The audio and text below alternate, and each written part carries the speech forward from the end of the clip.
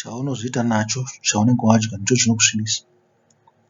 Wakadya chinhu ichocho chikazobuditsa muhipi kubva kwamuri, kana urwere hunozokonzera vamwe kuti vafe, vatadze, vaite zvakaipa, ndicho chinokusvibisa. Saka ndiri kuti kuzwa kunzi vane nzeve dzokunzwa ngavanzwe.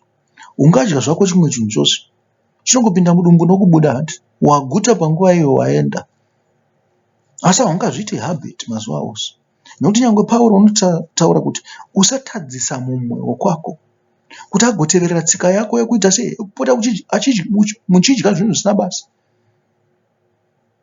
Maona, nokuti pakangotanga achide kuti murayiro waMwari uyu hauna basa, achati mirayiro yose iyi iripo haisina basa.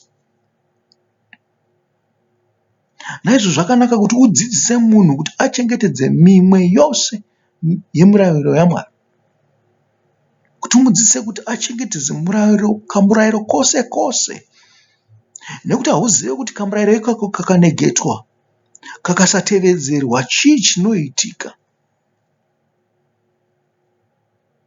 Hauzive impact yacho, kusari kwekuti impact yacho kana yatovapo.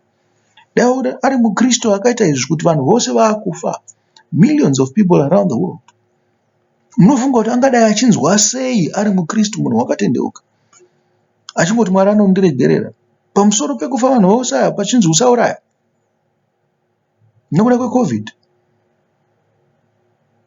Kwete hama dzangu, kwete hama dzangu, chengetedzai mirayiro yaMwari. Saka zvikunzi ane nzeve dzokunzwa ngaanzwe. Pauro wamunoda anokutaurira kuti musangoita zvinhu izvi,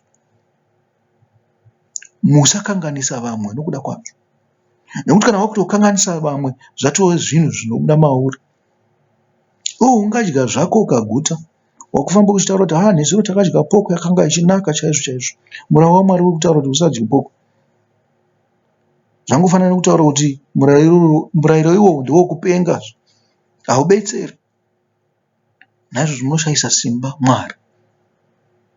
Kana vanhu vangotanga kuziva kuti iwe unorasha murayiro yaMwari uchinakirwa nepoko, ko chii chavachazoita iwo chavachazorashira murayiro yaMwari? Ndepapo pauchazoti aiwa, uyu murayiro ndo uri important, uyu hauzi. Koshesai murayiro yose yaMwari, musarashika nokuita zvakaipa. Mwari unoda kuti muite zvakanaka nguva dzose.